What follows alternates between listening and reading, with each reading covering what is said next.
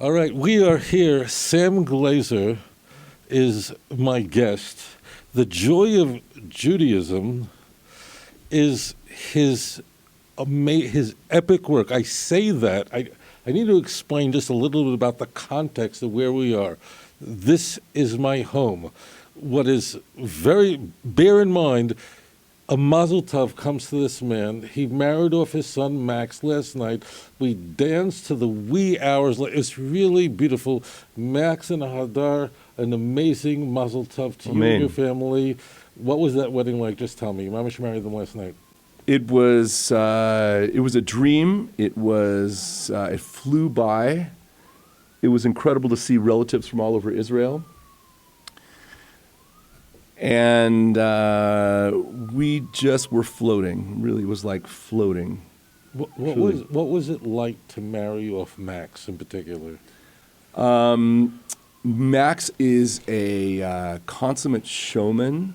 He's extremely confident and loves to be the life of the party, and he helped design this whole event. So it was very much his personality embodied in it. So, marrying off your first son is a very emotional experience. And there's a lot of intensity building up to that event. And, thank God it just all went super smooth and amazing. You live in L.A. Correct. You came here to Eretz Yisrael to marry off your son. Mm-hmm. Why and what did it mean to you to marry him off here? I do a lot of talking and singing about Israel. I make a point in all of my concerts to have several moments of emotional peaks and valleys pertaining to the presence of the Jewish people in our ancestral homeland and the gift that it is and all the difficulties that we've gone through to get here. And an album I released back in 2012 is called The Promise. It's 13 brand new songs that I had written about my love for Israel. I come here every year on my concert tours. So I feel a certain power here, a certain love in the air, a wisdom in the air. I love walking the streets and running into people that I know, and even though I'm 10,000 miles away from home in LA, I really am home here. I also have a little brother who moved here with 8 amazing kids, so they're my nieces and nephews, but I feel like they're my own. Yeah. Yom Tov, yeah. Yeah, Yom Tov is an amazing guy, and he speaks about you so often as being you're his best friend in the world. Yom Tov, and the both of you have made such an amazing difference on people throughout the world. Before we talk about how I met Sam, and Sam has been on shows that I've done in the past, when I made Aliyah recently, just last month, when I'm going to say this, tell me how this resonates for you. When I'm here, there's a certain part of me that's alive. That part of me that just is alive here, nowhere else can I connect to that, and Jerusalem nowhere else. Make sense? Absolutely makes sense. It's indescribable, and you don't know that you have that part of yourself until you're here, breathing the air and walking amongst a place where Jewish people are running the country and determining when the holidays are and enforcing the laws, and the policeman and the sanitation engineer and the waitress in the restaurant, et cetera, are all Jewish people striving and working together. But all that is just the physical phenomenon of Jews coming together. What it creates, though, is a spiritual reality that you can't quite put into words. I need less sleep here. I need less food here, even though I've been eating like a champion since I've been here, because the food is so good in Israel. What's different? I don't know, but everything is about. No, the food really is. The food really is good. The vegetables are better. The meat is better. The dairy is insanely good. I feel when I walk the streets that I just want to hug everyone. I greet everyone with a smile, Jew and Arab alike. I want to give big hugs to all the Rebbitzins I see, which means rabbis' wives. Of course, I don't, because they wouldn't like that very much. But it's a feeling of family. It's a feeling of belongingness. It's a feeling of spiritual completion. I often tell people that you want to take on the gifts that Judaism has to offer, the things that give you the ultimate joy in life. Doing them halfway doesn't work. It's like trying to fill a balloon with helium that's perforated. It doesn't work. It just sags. You write about this in the Joy of Judaism. Yeah, how far did you get? You have no clue how far I get. Really? All right. So here's the deal. Mm-hmm. All right, I'm doing this. You see, this is a little difficult for me because Sam is a dear personal friend. I'm also a fan. It's like the whole thing. To me, he's family, and I love him very dearly, and I fell in love with him at the Cage conference. I don't know, late 90s. The Cage conference, it has been redone, but in the old days, Cage attracted thousands, not hundreds, thousands of people from not only throughout the United States, but around the world, mostly educators. One of the things about Cage is it was everyone was there, meaning you had everyone from the Reform movement to the conservative, Orthodox. You had a few, but it was predominantly conservative and Reform. There were more women wearing yarmulkes there than men. That's just what I'm trying. The point is that there were Orthodox. I was a lecturer there, and what was astonishing was, so at Cage, thousands of people would get, and they just lectures all day long, and in the evening they would have the big entertainment, and he was it. He also gave classes on music and other things, but he was the big, and when I watched him for the first time, here comes a deeply religious Orthodox Jewish man, and he starts playing, and the whole place just rises to their feet. The music is so beautiful. You're such a master. You're such a sensation. Moment Magazine regards you as one of the top 10 Jewish performers in the world. I mean, just worldwide. But what you did was, I said, I'm on to him. He's spreading not just music. You're spreading a message through the music. Tell me about that. Well, thank you for all those good things. I write from the heart. Words that come from the heart enter the heart. Right. Melodies that come from the heart, I think, penetrate very deeply, like they go beyond where words can go. And my songs are a gift. I get them mostly in my dreams. I wake up with either someone singing them to me, or I'm hearing a band, and I realize just at the cusp, the leading edge of consciousness, that it's a new song. All right, back up, because this was going to be the question. I really explain to mortals. Yeah. Just let me go with this. Yeah. How do you write? Amy, how do you write? What is the process? It's the words, it's the music. Like, how do you do that? I don't know. I don't know how most people write. I'll just tell you how I write. Starting around 6 or 7 years old, I was always hearing music, but I was starting to actually write it down.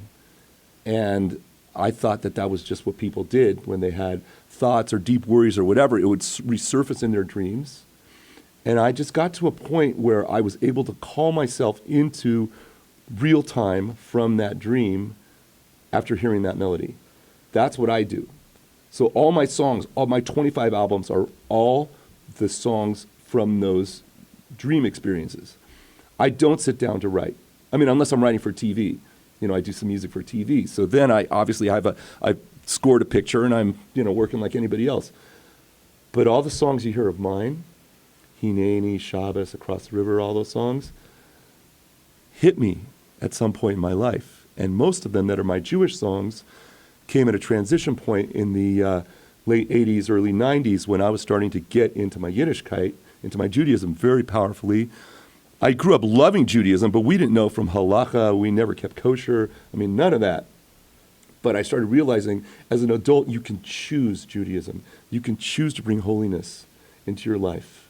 Who was your biggest inspiration growing up that you turn to a deeply spiritual that kind of journey? nudged me in that direction. Right. Who was it? It just, I think it started with having, we had one connection to the shtetl of Europe. Our ancestors that came over, unfortunately, my grandfather died before I was born. I'm named after him. He died a few months earlier. But his brothers and their wives, Uncle Moshe and Uncle Shlomo, brought with them out of Auschwitz the old world to the new world. And they would come to our conservative synagogue, and they didn't say anything about the unusual customs that we had, but just would dance and celebrate with us. so so this is very unusual because they come from the world of an Orthodox world. Correct. Back in Europe. Right.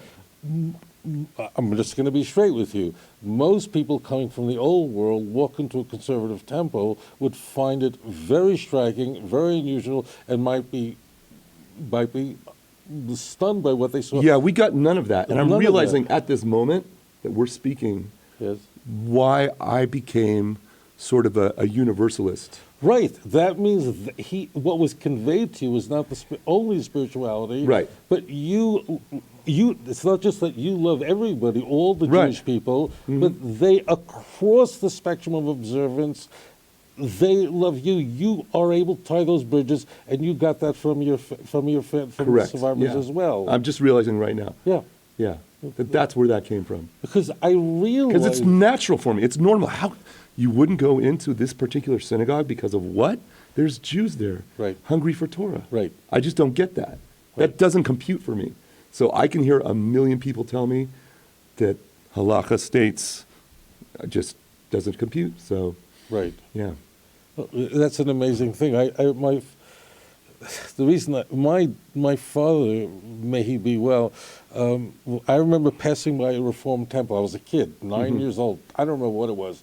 I knew the rabbi was a lady. I don't know, and I knew there's some very unusual things about what a sukkah should look like. It was odd, and I was a kid. I was a yeshiva boy. Grew up very, very traditional. And I made some remark that was disparaging, but I thought, well, lady rabbi. And my father said, they don't understand. We have to love them. We have to just bring them in and just share with them the light of Torah. And it was that critical moment that I went, wow, Right. we have to do it. And that's what you're doing. Right. It just became natural for me to want to bring everybody together. And my mission statement is essentially just to get Jews connected to each other, connected to themselves, connected to their people, and connected to their Creator. We have to keep the Creator in the picture, right? Wow. Yeah. Decades of playing you're playing just to a group of rabbis in Colorado, playing Dodger Stadium, just everything all over for how many years? Since what, 1989 is your first album? 1991 was when my first Jewish album came out. Yes. That's when I officially started down this derech, down this path. And then all these years you come up with the Joy of Judaism. This is an engaging overview of Jewish spiritual practice by this globe-trotting composer, a sensation in the music world. Humor, insight, what he does with the audience is something sensation. I fell in love. I never told you this, and I'll say it now. There are times where I'm broadcasting, lecturing, I'm just very busy, or listening to folks who desperately need a little bit of help. And then at the end of the night, I need to plug in a very good pair of headphones. You do this too, I'm sure. This is like therapy. Put it on, and I play Hineni. I play his Hatikva. They going the national anthem of Israel. Like his Hatikva is something so extraordinary. His Hatikva introduces as an instrument a shofar. It's astonishing. And I remember once asking you, I think you were on my show on Channel 7 years ago. I asked you, how did you come up with that? And you told me it was in the middle of the night and you just... I did an all-nighter. That was Yes. one night of just sitting in the studio and tracking my vocal probably 30 times to create that stack of backup vocals and blowing the shofar myself. And, you can do a lot of crazy things in the studio these days. One other thing. Yeah. So Sam and I live in this building. Sam is staying in the same building while his son and also his nephew, your niece, Yeah. just got married. I was at both weddings. Why? Because I'm so important. This is just by accident. We happen to be in the same. I live here. He's just a few floors up. And I begged Sam, and my mission was like 11 o'clock at night, get me this. I need it. By the time he got it to me, it was roughly about 12 o'clock midnight. And I get an email around midnight a few days ago, the book is at your door. So I run out the door, I open the door, and there it was. And I just start reading through it. And this is very much like your concerts. It's not just, it's incredible information about the Jewish faith, real insights, but like your concerts, this is you. That means you're pouring out of all this. How far did I get? I just kept moving through this, going through it, and then I said, but I want to see what happens later. And some of the most stories, he conveys information. Sam, you convey information in a way that's very striking. It's personal. Tell me about that.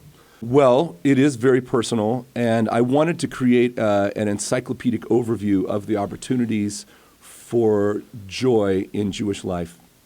And I wanted to cover everything: life cycle events, holidays, Shabbat, rituals, parenting. I had 10 sections of things I wanted to discuss, and then I never did anything. And I was on the elliptical trainer next to a friend at a conference that I was performing at, and he said, Sam, you have this connection. Whoa, you just lost your mic. You have this connection with Jewish leaders and rabbis around the country. Why don't you seize the day and connect with them so they are inspired to share Torah with their congregants? How does it feel to you to know that there are synagogues that on Shabbat sing your melodies? That's ultimate nachas. When I show up and they're singing to me, their adult choir in 10-part harmony or whatever, or the whole community is, for the Shema, they use one particular melody of mine, or they use my V'hareinenu, or Kihem Chayenu, or Borei Yom, or whatever it is.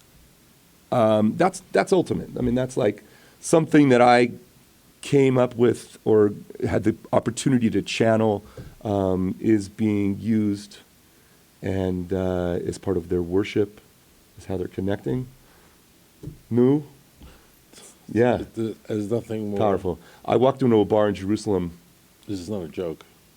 And there was a rabbi, a priest. I'm kidding about that part. But I just walked in. I met my nephew, my Hasidic nephew, who's a really sweet, amazing guy. And, I love to connect with my nephews and nieces one at a time. I try to do one-on-one with them while I'm here. Anyway, so we're hanging out. We're having a beer. And the bass player knew me in this band. And the band started playing Hineni. Wow. And I didn't know these guys in the band other than this one guy. And my nephew turns to me and he goes, Sam, do you hear what's going on? I go, no, I didn't even notice. And then I start hearing the song coming up. So that's very cool. It's very cool to go around the world and hear your music played. The Joy of Judaism, you can get it on Amazon. The end of the story goes, I'm reading this, and as I'm reading it, I go, because he speaks about the depth and the passion of the music and events that occurred in his life in this book. So I then go on YouTube, and I'm just watching these amazing videos of his music and of his teachings, of what he did in Australia. A real Kiddush Hashem, really. I've lectured in Australia extensively. This is something really very, very beautiful.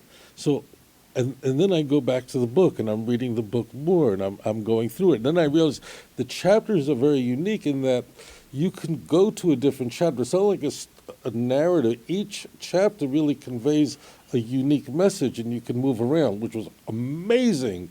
And then I'm watching his music, and I'm watching him with Yom Tov, his younger brother. And then I'm reading, and the next day is the wedding, and I look at the clock on the lower right-hand corner of my computer screen, and it says 4:13 a.m. And I go, wow, okay, it's time to wrap it up. It really is this is a great work. How long did you work on this? It took 9 years. 9 years. 2,500 words a month. Wow. Was my discipline. What do you expect to do with this project? Well, obviously, I want it to be huge after putting 9 years into it. And it's taken, it becomes sort of a shalom bayit issue, which means it affects the peace in the house when I keep disappearing to work on the book or edit the book or, I incorporated a lot of the passages into my newsletter. So I had this monthly reason to want to express myself according to these 70 chapters that I laid out. I wanted to connect with people deeply. I want it to be a fun read. I incorporate a song for every chapter, so there's 70 free MP3s online that there's a link to at the beginning of each chapter that ties in to the subject matter. There's 4 questions at the end of every chapter for the people who really want to take it on. I have a lot of non-Jewish readers who've read it now who are wanting to learn more about the Jewish faith. And I want Jewish people to connect, to realize that whatever they've been taught or whatever they learned in Hebrew school, or if they've never went to Hebrew school, that there are opportunities that are there are low-hanging fruits. You can grab them right now, and they can propel you. One mitzvah leads to the next, as we learn, and that it starts a path of ascent, of holiness, and it's available to everyone. And I was being interviewed in Northern California a couple of weeks ago, and the guy there, it was at a music festival that I was playing at called High Sierra Music Festival, and the guy said, "What could motivate you to take the time as a musician to write this book? You must really love writing." And the fact is, I do love writing, but it's work to put together beautiful prose. It's a labor of love. And I looked out, we were being interviewed overlooking the concert grounds where I'm seeing 10,000 young people hanging out and partying and having the time of their lives. And a lot of people are finding their spirituality in music festivals these days. Music festivals are huge. A lot more people at music festivals than synagogues and churches these days, I believe. I started getting misty-eyed as I was realizing that I wrote it for these young people who don't necessarily have a connection to their spiritual path. And you can find your spiritual path in all sorts of wonderful places. But for Jewish people, there is a unique path.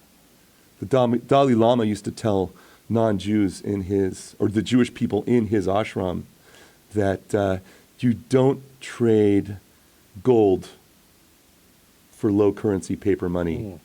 Right? That they have diamonds in their grasp. It hurts me viscerally that the Jewish young people growing up, many of them don't have access. The Pew reports showing that 1/3 want to be Jewish but have no religion whatsoever. No, you do. You do have religion. You do have the most beautiful faith. And all we have to do is reread our notes. There's no need to rewrite the book, because the answers are in our texts, and having a relationship with rabbis is so powerful, and we have the answer in our grasp. So I'm just hoping that this becomes an invitation to those who may not know otherwise the texts and the opportunities in their faith. So, people who listen to my music are disarmed because they're not necessarily going to a synagogue to hear it. They're at a concert hall or whatever. And my hope is that they see this, that you can use this as an entry point.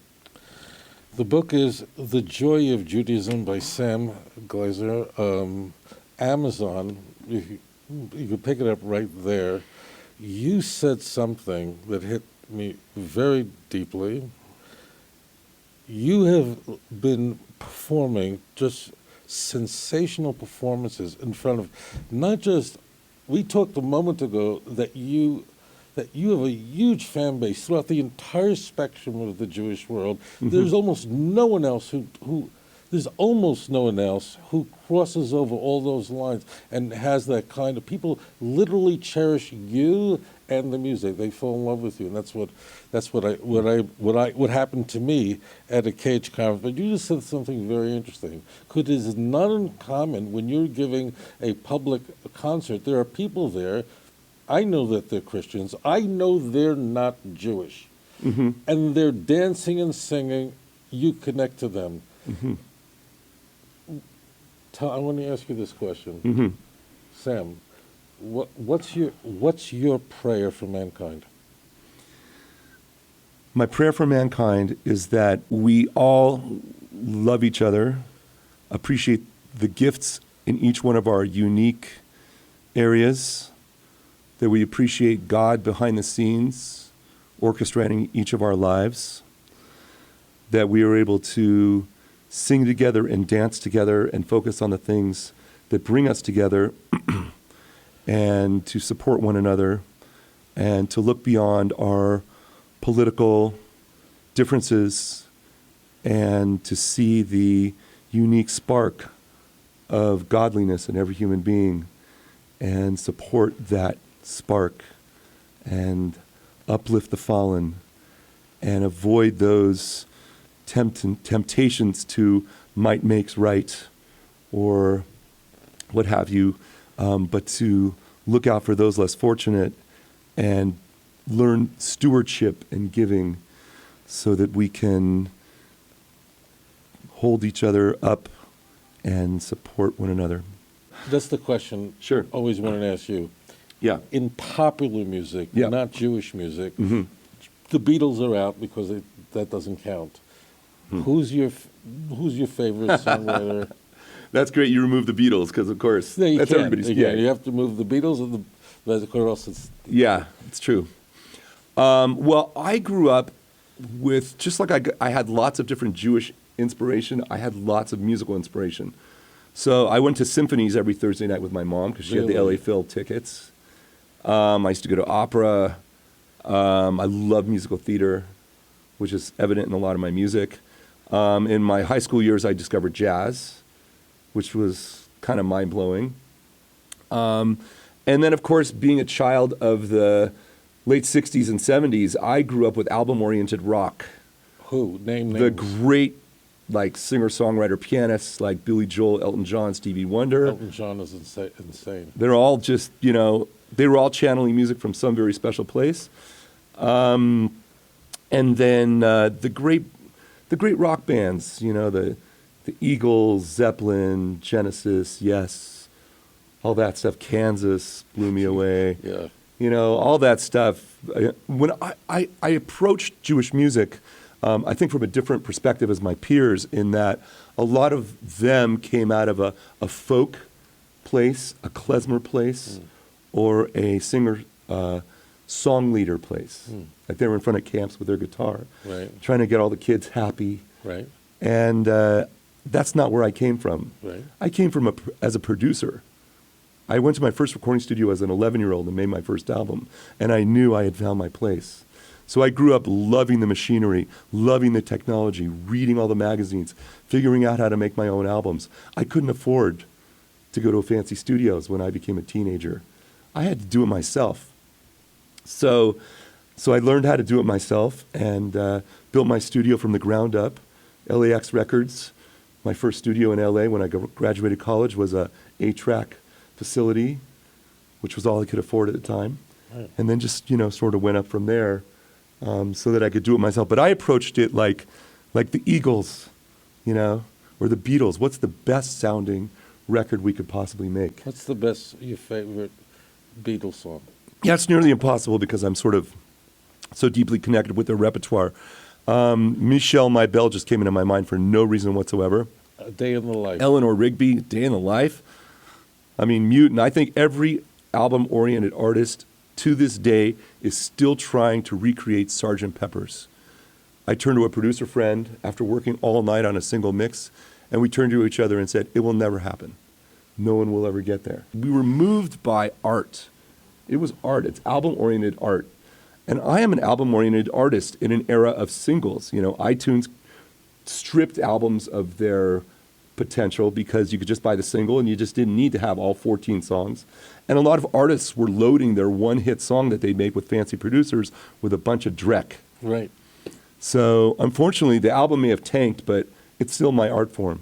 I still release albums. I have 5 albums on deck that are, going to come out in the next 5 years.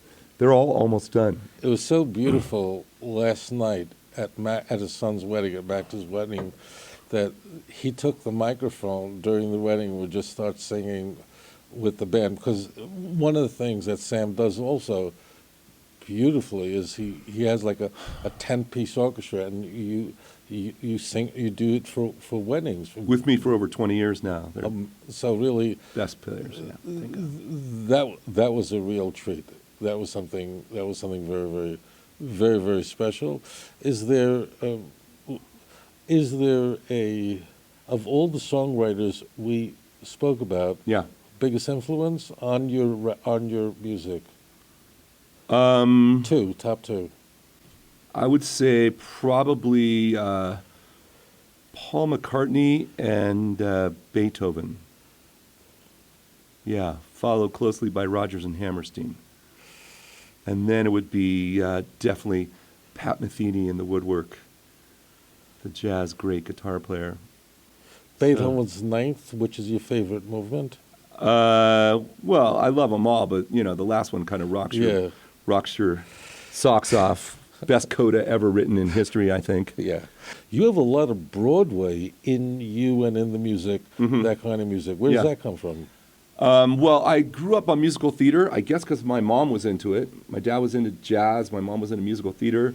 Our Friday night dinner back then was essentially, first of all, we had Kiddush and we got a blessing from our dad, which I think very few of our other peers at Sinai Temple got. So thank God we retained Shabbos. Wow. We had a little Shabbos. Then we'd go do whatever we wanted to do. But it inevitably segued after dessert into singing around the piano. Yeah. And my mom's a wonderful pianist. She was a music major and singer and all that. So all the various relatives are musical. Thank God we got music on both sides of the family. So the jam sessions at the Glaser house. And in our living room, we had a drum kit, a bass, a big bass amp, guitars, all that stuff. Everybody had percussion instruments.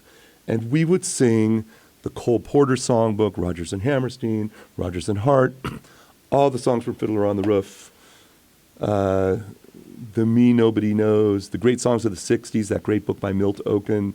We had a Jewish book called The Songs We Sing, which had all those old school great Jewish camp songs. I have a 3-album set called The Songs We Sing, Volume 1, 2, and 3, honoring that old book. That's all the Jewish classics, the ones I didn't write, are on those 3 albums. So, the most comfortable place when I'm public speaking, that's most of my work, is public speaking in front of an audience. That's where I'm most comfortable, because I feed off the audience. I know you do it. That means when you're there and there are thousands of people, the whole auditorium is just packed, people are dancing, you feed off that. Oh, yeah.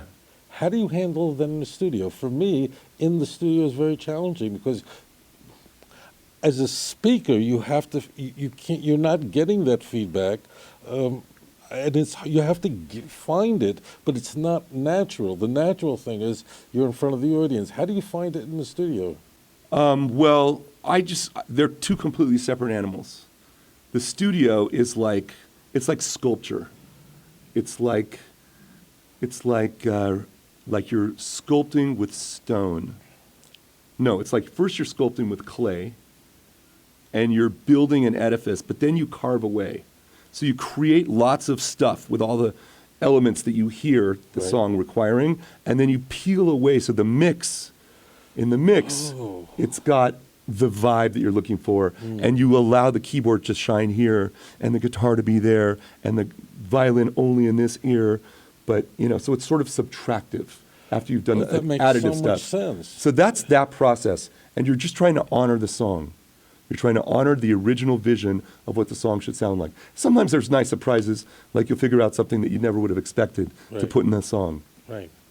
But normally you're just honoring the song and bringing that song up to its ultimate place. Just like in real estate, you try to bring that land parcel up to its best value. Right. You try to honor the song and bring it to its best. Live is completely different. Live, it's all about connection. It's all about feeding off the audience. It's about looking into that crowd, be it 100 people or 1,000 people, and knowing what they need at that moment. Knowing what's appropriate, knowing what will rock their world, knowing what will take them on an emotional journey. Sine wave, right? Highs and lows. And, of course, you want to leave them on a really powerful high. My concerts inevitably end in people dancing around the room. So, try to get the total major horror going on at the very end of my show. And that's Jew or non-Jew, right? Just because people just love to dance and get together and do that kind of thing. Thank God the choreography is really easy for a good horror.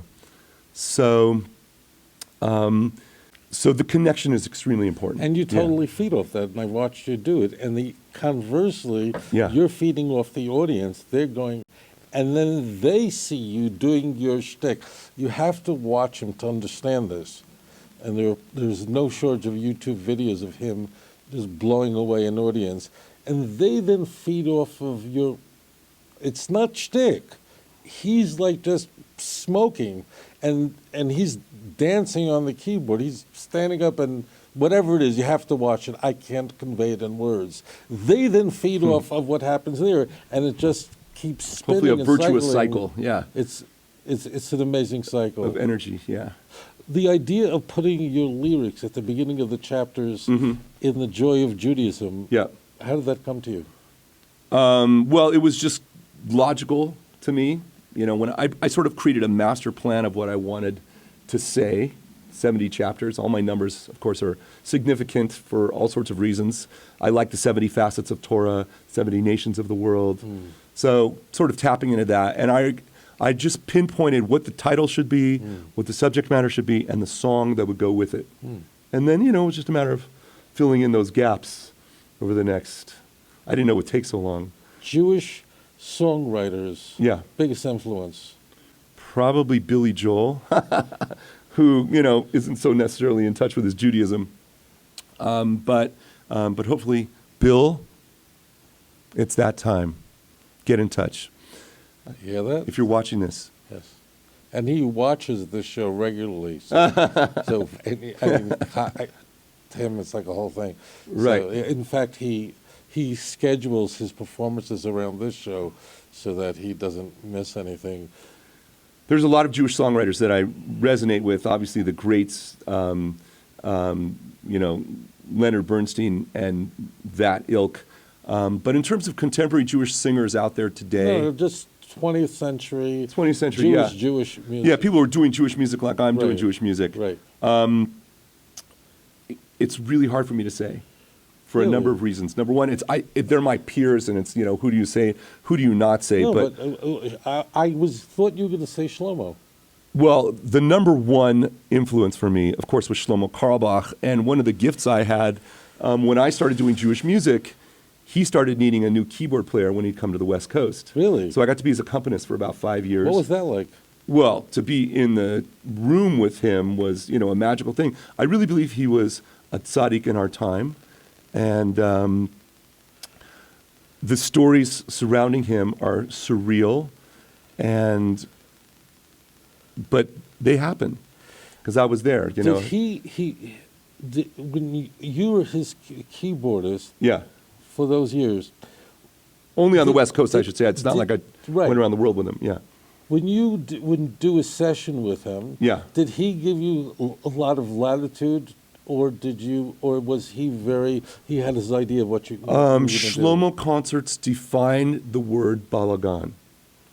Balagan means utter chaos because there was no set list.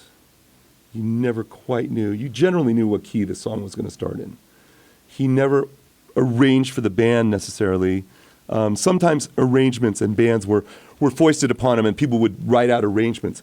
But the typical Shlomo song show was anybody who could play was asked to play. Thankfully, I had a good ear, and I could hear where he was going, and I could, tell the guitar player to back off and go tune his guitar for a minute, or whatever. The drummer, you're overplaying, or find the 2 and the 4, because I naturally go into music director mode. But you just never knew. And he also was so kind that he couldn't say no to people who weren't the best musicians. So inevitably, there'd be somebody playing tambourine really loud, really poorly. So it was a crazy scene, his concerts. But you had free reign. Thank God, I could play whatever I wanted. He never said a discouraging word. He only supported me, only supported my music. He told me one time, he pulled me aside and said, Sam, your songs, your melodies are so high, from the highest place, and you have to be prepared for Mashiach to come to you and say, "Nu, Sam, how did you know all my nigunim?" Also, Debbie Friedman was sort of the queen of Jewish folk music as I grew up, and a lot of her songs, just like Shlomo's songs, became sort of the normative camp songs. And she was also a regular at Cage, so I got to perform with her at nearly each of those conferences and sing with her and hang out with her, and she had a great apartment in the Upper West Side with a nice Steinway. Really? So I always kind of need a piano around to play. So, I would check in there, and we'd jam together and whatever. But I remember when I was just starting out in Jewish music, it was pretty much her, Shlomo Carlbach, Safam. It was a very small market, if you will, of people providing spiritual music. And once again, this is not Shtetl, Klezmer. No, it's not Ellen. What was the guy's name? The guy who did the vaudeville. Alan Sherman. Oh, yeah. It wasn't poking fun at Judaism. It was deeply felt, deeply realized spiritual music. Like I said, from the heart, entering the heart, with deceivingly simple melodies. I still strive to have such simplicity in the DNA of my melodies. And I'm told, even yesterday, my wife told me, your songs are too damn complicated. Why don't you just simplify? Why did you have to go into that weird section right there? But I don't know. I'm just honoring the song when I write a song. That was the question Shira asked you. Yeah. I have one last question for you. Yeah. Hashem gave you such a gift, you know it. You didn't need to go into the Jewish music world. You very likely, you know this, could have gone into completely secular music. You could have gone into, whether it was popular music, you could have gone to Broadway music. And you would have likely been very, very successful.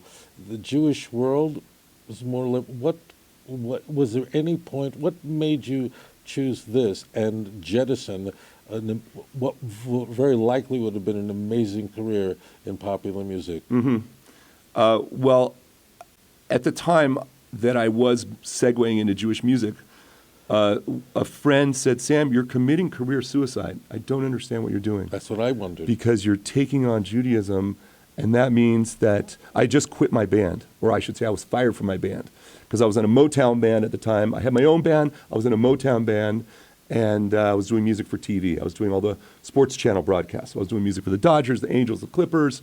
Anytime they'd cut to commercial was my music playing, or the background music, or the credits music.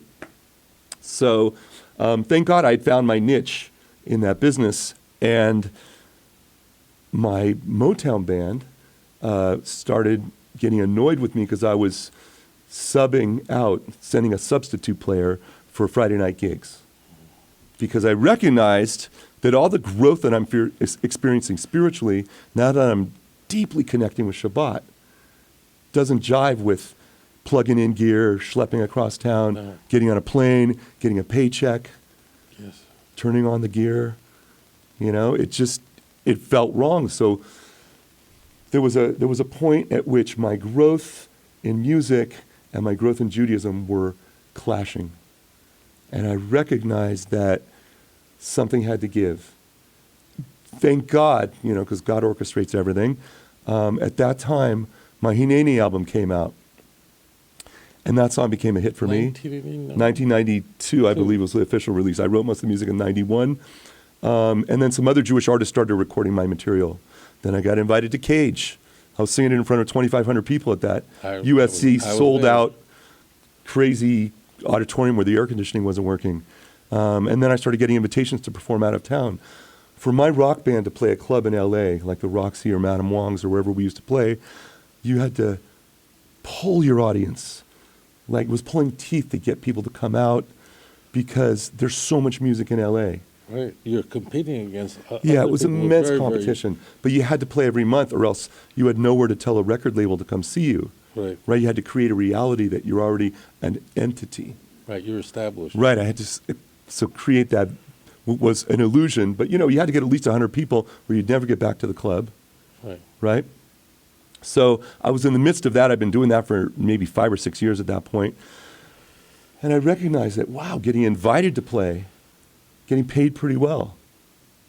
Expenses are on top of it and are not coming out of my paycheck.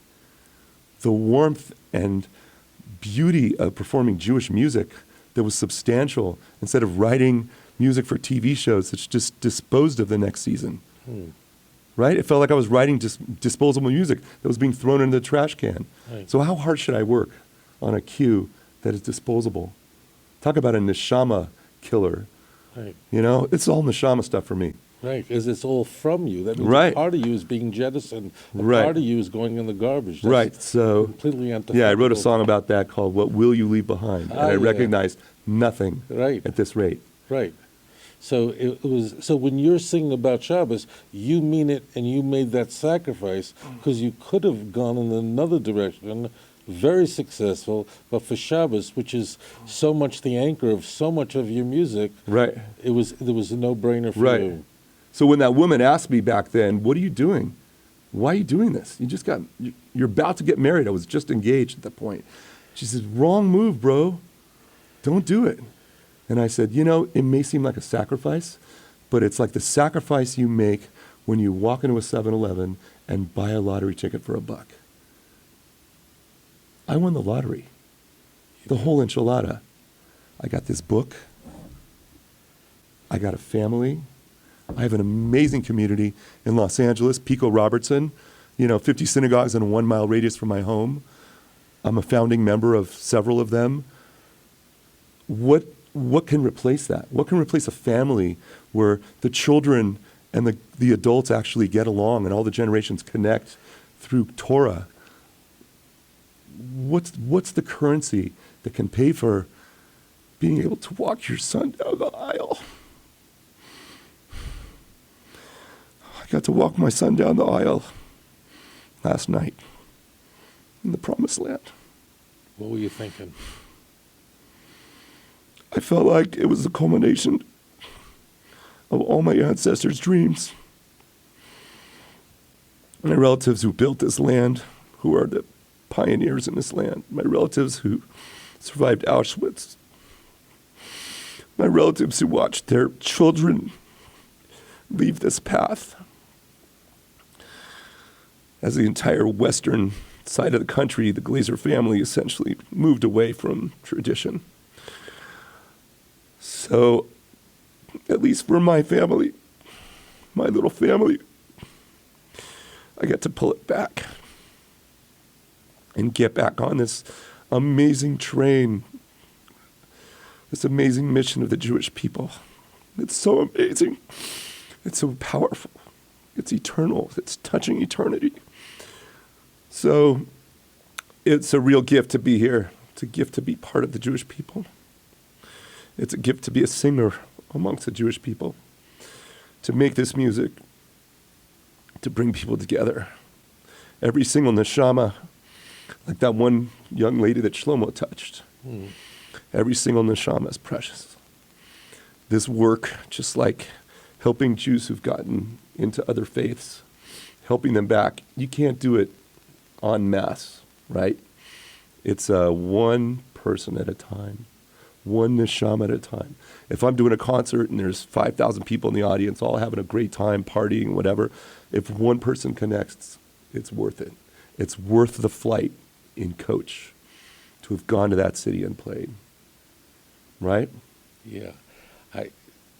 That's a personal. Oh, It's because I'm wow. such an amazing interviewer that I bring out the best in my. I'm kidding. I wasn't ready to go there. No, but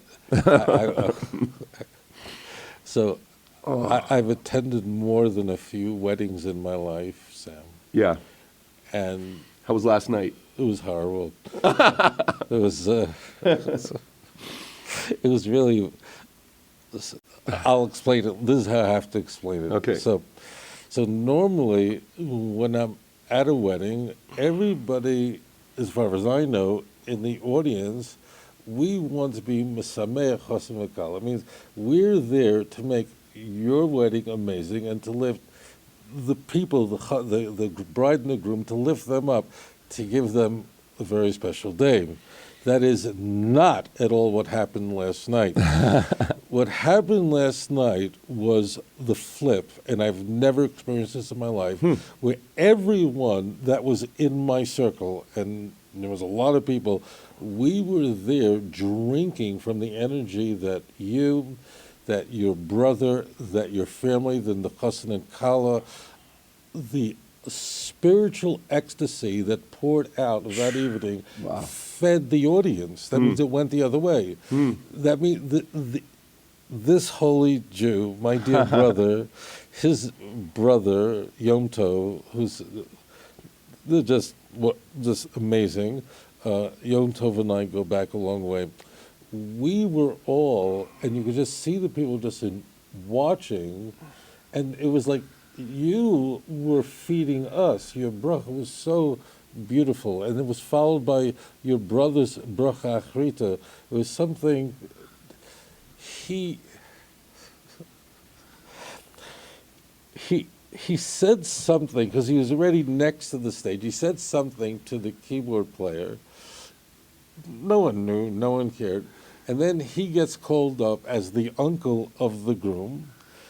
And then he goes back down the aisle and dances for the chassan and kala when he's receiving the seventh, which is the largest of the seven blessings. That's normally not done.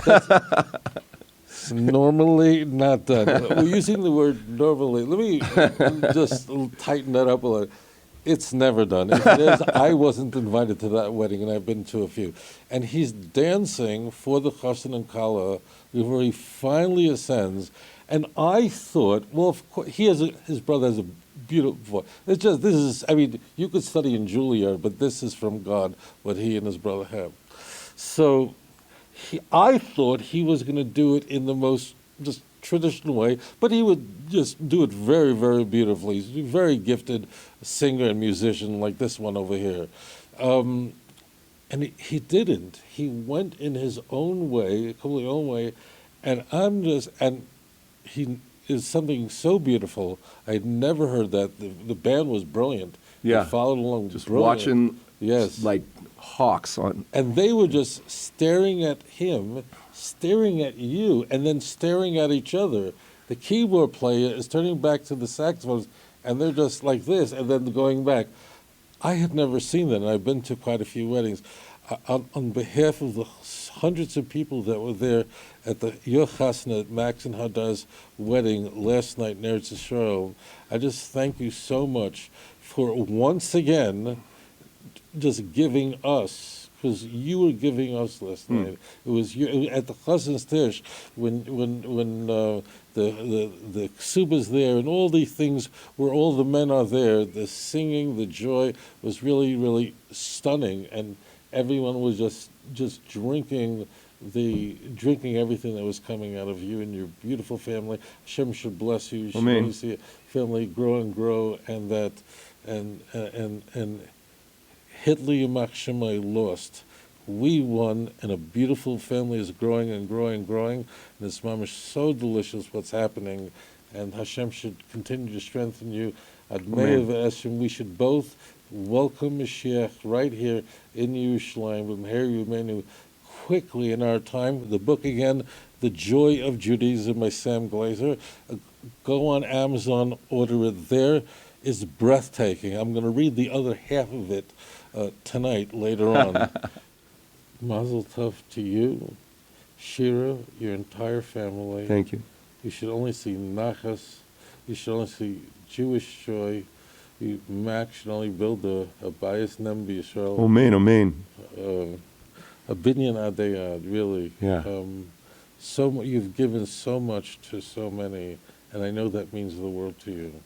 And whether you're playing a thing or the thousands of people, it's the same Sam. And it's wonderful. The book again. Thank you, Rabbi. The Joy of Judaism, Sam Glaser.